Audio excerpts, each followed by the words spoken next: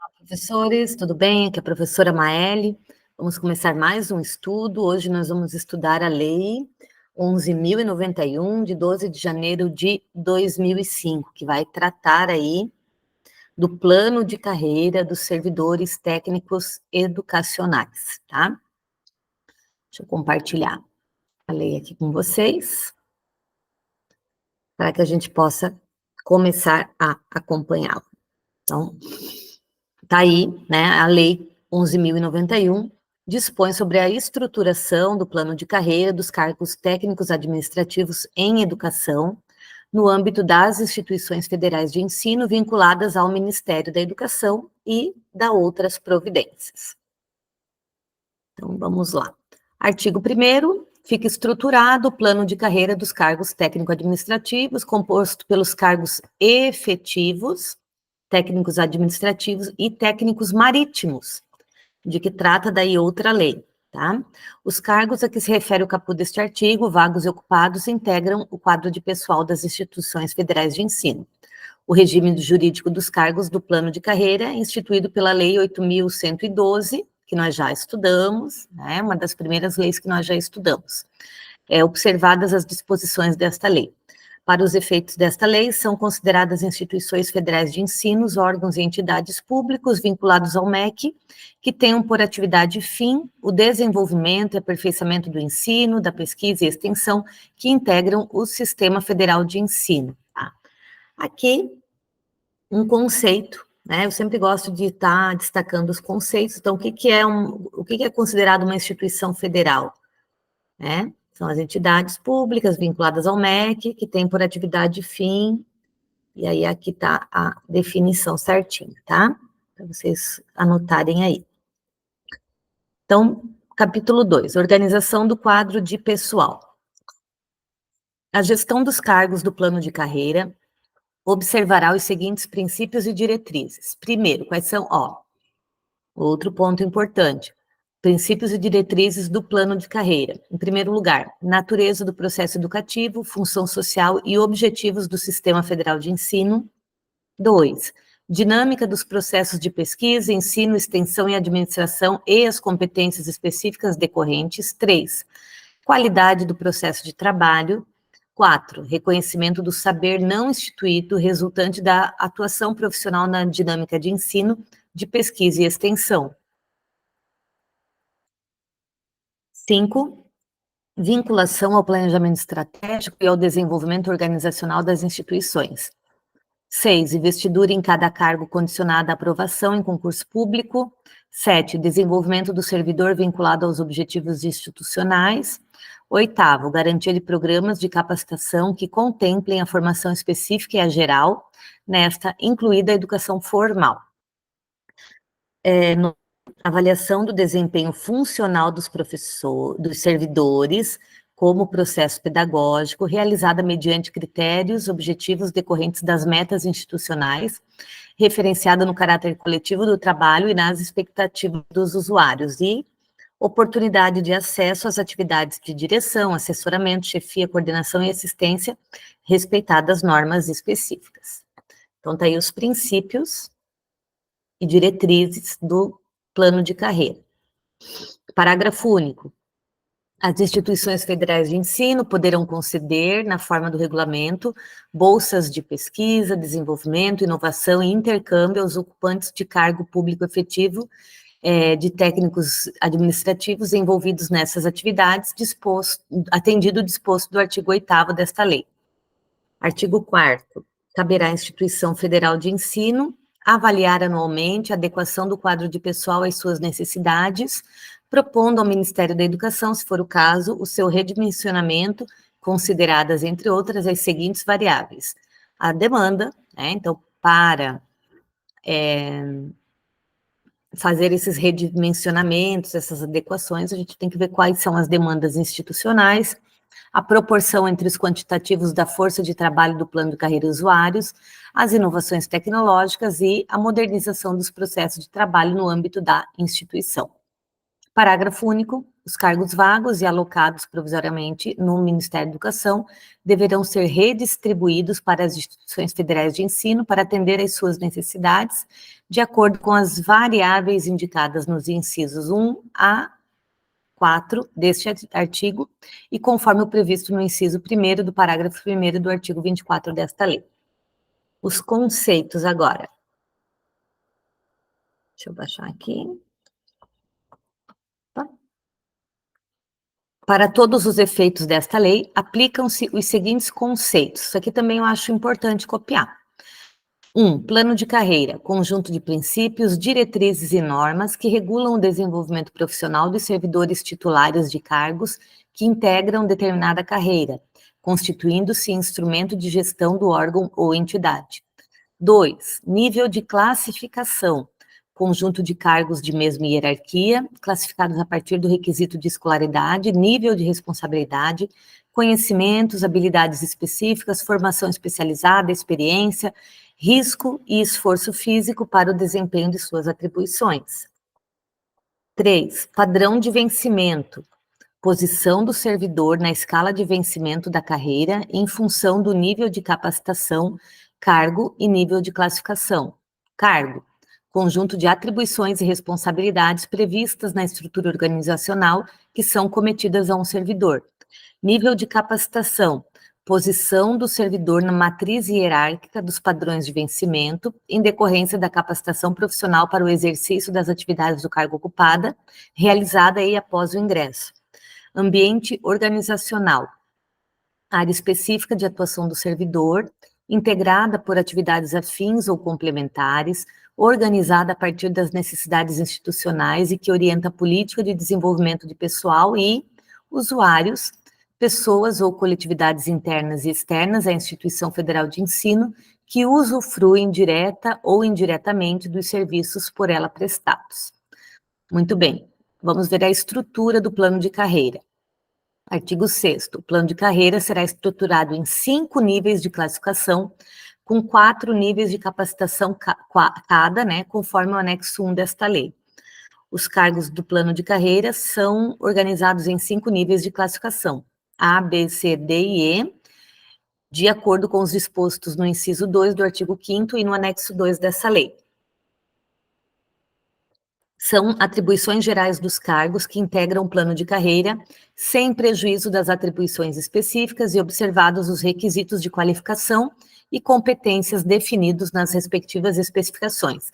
Primeiro, planejar, organizar, executar ou avaliar as atividades inerentes ao apoio técnico-administrativo ao ensino.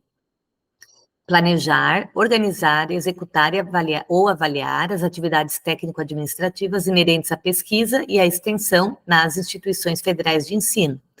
Terceiro, executar tarefas específicas, utilizando-se de recursos materiais, financeiros e outros de que a instituição federal de ensino disponha, a fim de assegurar a eficiência, a eficácia e a efetividade das atividades de ensino, pesquisa e extensão das instituições federais de ensino. As atribuições gerais referidas neste artigo serão exercidas de acordo com o ambiente organizacional. As atribuições específicas de cada cargo serão detalhadas em regulamento e as atribuições previstas no inciso 2 do caput deste artigo incluem a coordenação de projetos de pesquisa e extensão, cabendo a percepção de bolsas de pesquisa e extensão pagas diretamente pelas instituições federais de ensino, por agência oficial de fomento, por fundação de apoio devidamente credenciada, por instituição federal de ensino ou por organismo internacional amparado por ato, tratado ou convenção internacional. Capítulo 5, do ingresso no cargo e das formas de desenvolvimento. Então, vamos lá. Artigo 9º. O ingresso nos cargos do plano de carreira far-se-á pelo padrão inicial do primeiro nível de capacitação do respectivo nível de classificação, mediante concurso público de provas ou de provas e títulos, observadas a escolaridade e a experiência estabelecidas no anexo 2 desta lei. O concurso referido no caput deste artigo poderá ser realizado por áreas de especialização, organizado em uma ou mais fases, bem como incluir curso de formação, conforme dispuser o plano de desenvolvimento dos integrantes do plano de carreira. O edital definirá as características de cada fase do concurso, os requisitos de escolaridade, a formação especializada e a experiência profissional, os critérios eliminatórios e classificatórios, bem como eventuais restrições e condicionantes decorrentes do ambiente organizacional ao qual serão destinadas as vagas. Artigo 10º, o desenvolvimento do servidor na carreira dar-se-á exclusivamente pela mudança de nível ou de capacitação e de padrão do vencimento, mediante, respectivamente, progressão por capacitação profissional ou progressão por mérito profissional. Progressão por capacitação profissional é a mudança de nível de capacitação no mesmo cargo e nível de classificação decorrente da obtenção pelo servidor de certificação em programa de capacitação compatível com o cargo ocupado, o ambiente organizacional e a carga horária mínima exigida, respeitado o interstício de 18 meses nos termos da tabela constante no anexo 3 desta lei. Deixa eu continuar aqui, avisar que eu estou na chamada. Então, olha lá, a cada 1 ano e meio, né, cada 18 meses, tem essa progressão por capacitação profissional, essa mudança de nível. Progressão por mérito profissional é a mudança para o padrão de vencimento imediatamente subsequente a cada 2 anos de efetivo exercício, desde que o servidor apresente resultado fixado em programa de avaliação de desempenho, observado o respectivo nível de capacitação. Então, a cada 2 anos também, se você fizer tudo aquilo conforme, né, o que está previsto, né, você vai subindo na carreira e aumentando aí o seu salário, olha que coisa boa.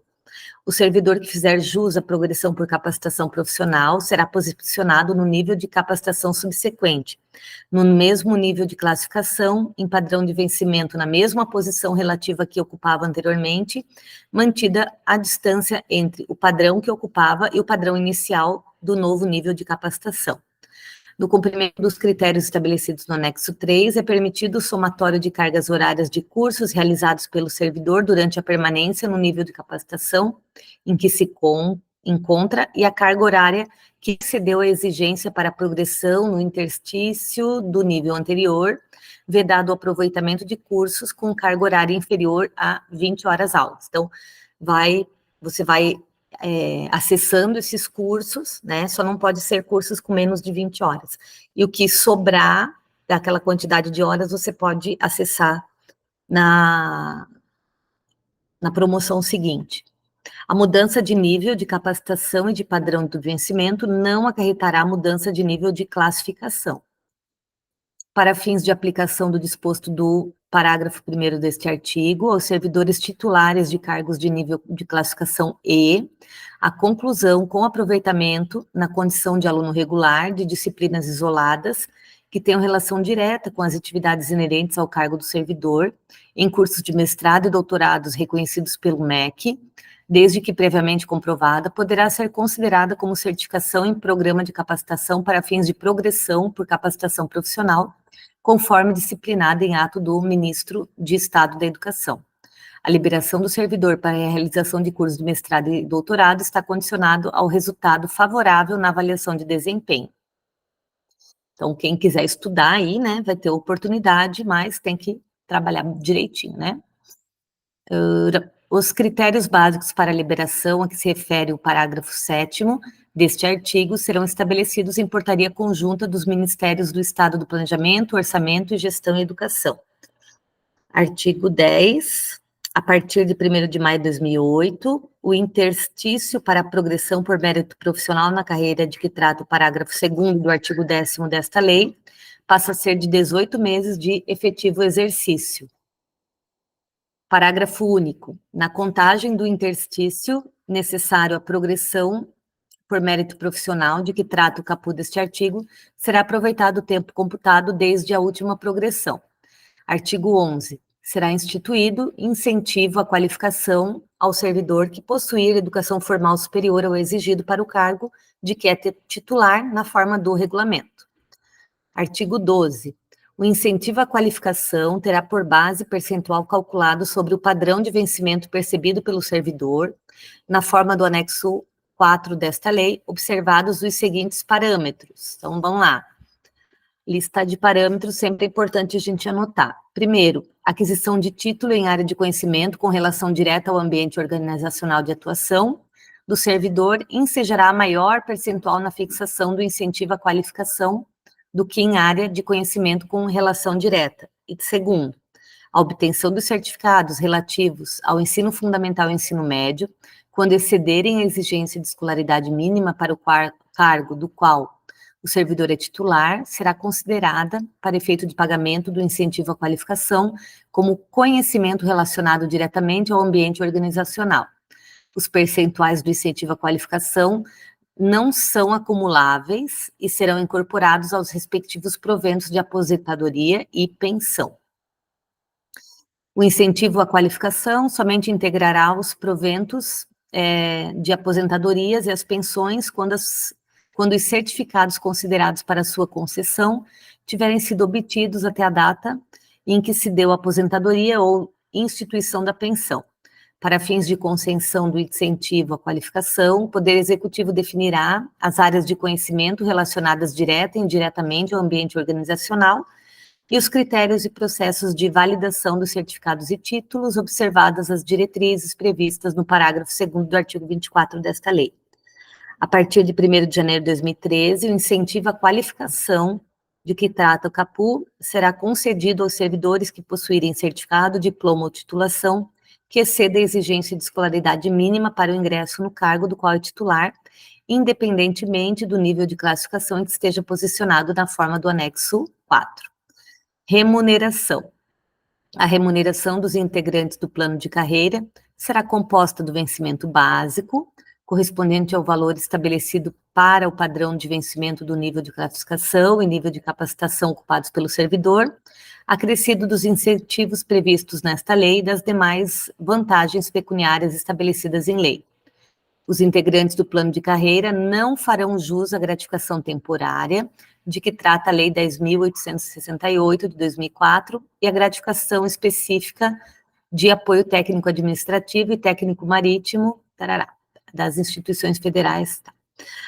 Os servidores lotados em instituições federais de ensino, integrantes do plano de carreira dos cargos técnicos administrativos em educação, não farão jus à vantagem pecuniária individual instituída pela Lei 10.698, de 2003.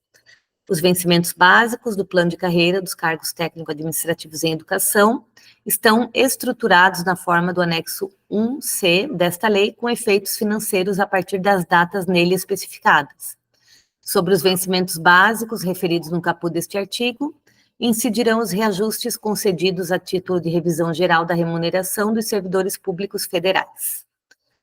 Capítulo 7, sobre o enquadramento. O enquadramento previsto esta lei será efetuado de acordo com a tabela de correlação constante no anexo 7 desta lei. O enquadramento do servidor na matriz hierárquica será efetuado no prazo máximo de 90 dias após a publicação desta lei, observando-se o posicionamento inicial no nível de capacitação 1 do nível de classificação a que pertence o cargo e o tempo de efetivo exercício no Serviço Público Federal na forma do anexo 5 desta lei.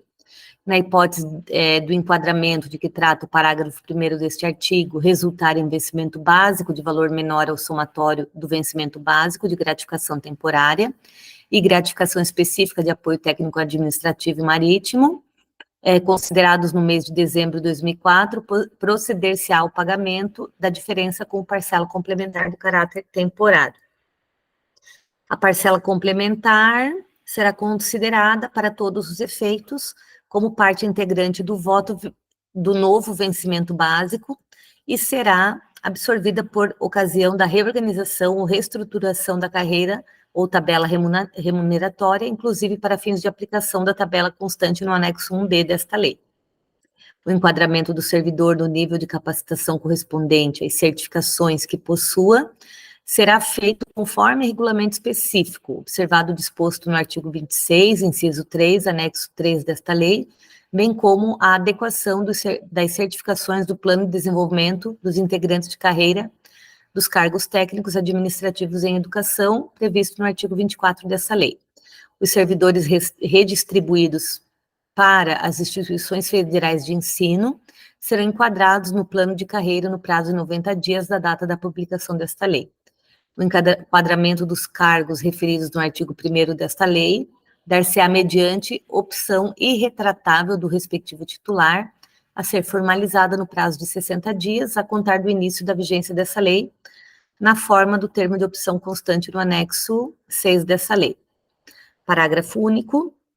O servidor que não formalizar a opção pelo enquadramento comporá quadro em extinção submetido à Lei 7.596, de 10 de abril de 1987, cujo cargo será transformado em cargo equivalente do plano de carreira quando vagar. Deixa eu dar uma pausa aqui.